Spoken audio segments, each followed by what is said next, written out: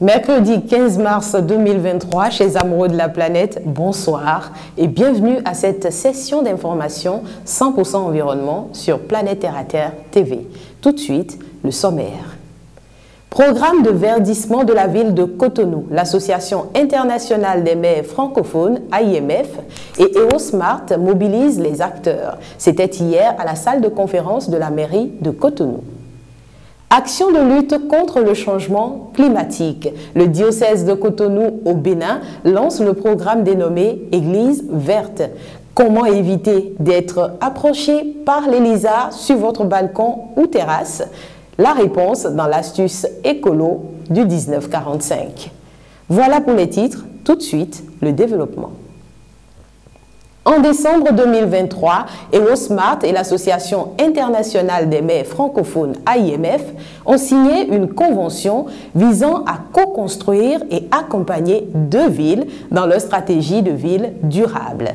Faire du verdissement participatif un levier de préservation de la biodiversité locale et du cadre de vie des villes est la stratégie retenue. L'atelier de lancement du programme s'est tenu hier en présence des acteurs clés.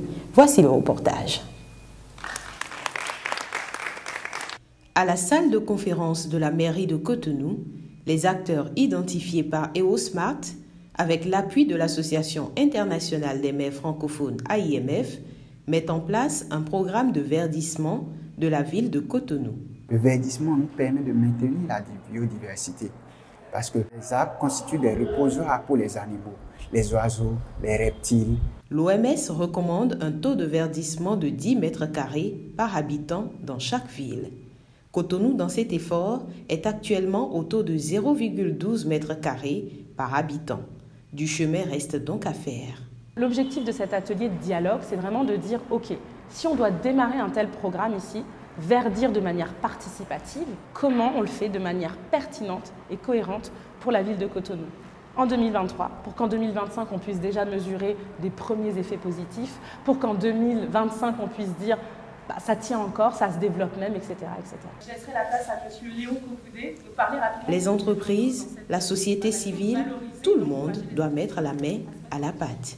Pour y parvenir, il est important de mobiliser les acteurs du secteur privé, les chefs d'entreprise autour d'un plan vert de la ville de Cotonou. Et je crois que ça passe par un lead que doit prendre la mairie de Cotonou et montrer qu'on peut, grâce au gouvernement, grâce à la mairie et grâce au secteur privé, arriver à un plan de verdissement convaincant et durable. Et nous pouvons également faire de l'éducation environnementale dès le primaire, que les enfants soient modelés depuis la base pour qu'ils puissent avoir une affinité avec l'environnement et comprendre l'importance de protéger l'environnement. La ville de Cotonou a accepté de rejoindre le programme de verdissement des villes et fait donc partie des cités pilotes pour la co-construction et la mise en place de ce programme. Programme de verdissement de Cotonou, défis et stratégies, suivant les propos de Arlande Dugger et Pablo Capo, respectivement fondatrices de EOSmart et directeur de AGAD. Nos villes sont face à plusieurs fléaux, soit la minéralisation. On a entendu parler ce matin d'un projet d'asphaltage, donc c'est bitumer les voies, les rendre imperméables. Et en fait, cette imperméabilité modifie le cycle naturel de l'eau. Et c'est ça qui crée ensuite ce qu'on appelle les fameux îlots de chaleur ou cette sensation de surchauffe quand on est en ville. Ça, c'est le premier point. Et cette surchauffe derrière, elle nous amène à des problèmes respiratoires. Si on accumule là-dessus tout ce qui est lié au dérèglement climatique, ça augmente la pollution atmosphérique, etc., etc. Donc le verdissement, ce n'est pas juste une couleur, mais c'est cette notion de dire je ramène du végétal, je ramène du vivant dans le territoire davantage, parce que le végétal, on le sait, a une faculté en termes de purification de l'air, une faculté aussi en termes de stockage de l'eau disponible, et en fait pour pouvoir rééquilibrer ce fameux cycle de l'eau. Si on veut accompagner ce programme-là, c'est de comprendre quel est l'état des lieux, et comment on peut mettre ça en place de manière pertinente. Le défi, c'est qu'elle tienne dans le temps. C'est cette fameuse durabilité. Et derrière, d'observer des indicateurs de réussite ou même d'échec qui nous permettent de corriger et d'améliorer la démarche. L'avantage déjà de cet atelier, c'est son format. Le format de l'atelier qui est participatif. Et moi, compte tenu de mon âge, de voir qu'il y a beaucoup de jeunes et que c'est animé par des jeunes, donc ça veut dire que la relève est assurée. C'est un projet commun, verdir une ville, verdir un village, c'est un bien commun.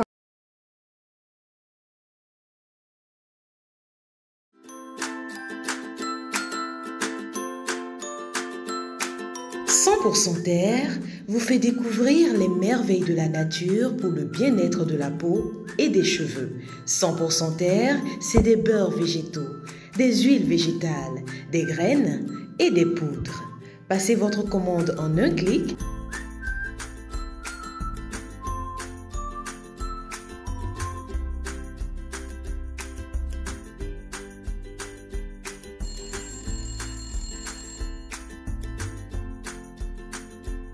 100% Terre », le bonheur est dans la nature. 100% Terre, un produit de Terre à Terre Bénin. Action de lutte contre le changement climatique, le diocèse de Cotonou au Bénin lance le programme dénommé Église verte. Ce sera demain, 16 mars, au Champ d'Oiseaux, en présence du ministre du Cadre de vie et du Développement durable et également de Monseigneur Roger Ngwidji. Ce programme répond à l'appel des papes Saint Jean-Paul II, Benoît XVI et surtout François qui ont insisté sur la nécessité de la protection de l'environnement. Très développé déjà en Europe et en Amérique, le programme Église verte sur la période 2023-2028 consacrera l'exécution de 43 projets. Il s'agira d'éducation à une culture environnementale et la promotion environnementale et écologique. Page sport à présent. Le pays du soleil levant accueillera en novembre prochain à Tokyo et pour la première fois dans le monde, la première Coupe du monde de collecte de déchets organisée par la Nippon Foundation. Lors de la dernière Coupe du monde de football au Qatar, les supporters japonais nettoyaient les gradins avant de sortir des stades tandis que les joueurs en faisaient de même dans les vestiaires. L'habitude va demeurer avec le Spogomi. L'objectif de ce sport appelé Spogomi est de créer des équipes de 3 personnes originaires d'une vingtaine de pays du monde qui devront ramasser le plus de déchets possible dans un délai imparti d'1 heure et dans une zone définie. Ensuite, chaque équipe devra trier, recycler et répartir les déchets dans les sacs adaptés.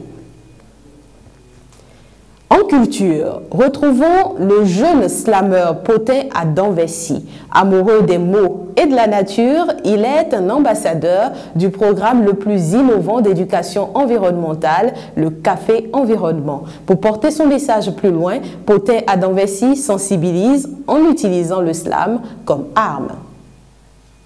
Pour tous nous protéger, arrêtez de tout jeter. Dans les lacs et les ruisseaux, c'est sale, c'est pas beau. Notre planète est polluée, arrêtez de la saccager. Les années passent et la terre s'en crasse, la terre pleure et se meurt. La terre souffre au milieu du gouffre et n'ayant plus le choix, elle s'engouffre dans son manteau de pourpre. Pourtant, elle souffre de cette pollution qui lui complique la vie et nous complique la vie. Faites donc le tri pour rêver d'une meilleure vie. En dépit de nos déchets très nombreux, nous agissons si peu. Mettez vos sachets plastiques, vos déchets dans les poubelles, pas dans la mer ni sur la berge. Et surtout, respectez l'environnement, car si on s'y met tous, il y aura du changement. L'océan est une source vitale, il ne faut pas lui faire de mal. Ils sont magnifiques ces coraux, mais on les rend moins beaux. Elles sont belles ces tortues, mais lentement on les tue. En étant des insensés ambulants, quel avenir voudrions-nous pour ce monde ondoyant?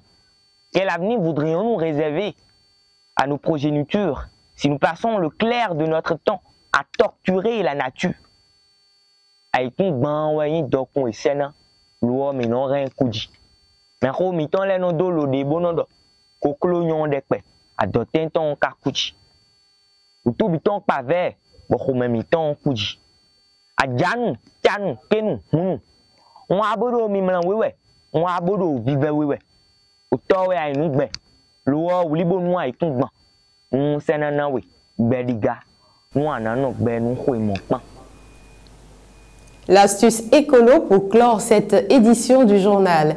Envie d'empêcher les lézards de s'approcher de vos balcons ou terrasses? Il vous suffit d'utiliser l'ail. S'ils choisissent votre balcon ou votre terrasse pour se chauffer au soleil, vous pouvez les éloigner avec de l'ail. Il vous suffit donc de séparer les pièces de la gousse d'ail et de les disposer de façon à ce que cela soit très stratégique et vous les positionnez ainsi sur votre balcon. Si vous connaissez les coins qu'ils apprécient, vous pouvez vous concentrer sur ces derniers. Ne supportant pas l'odeur de l'ail, les lézards vont s'éloigner donc de votre espace.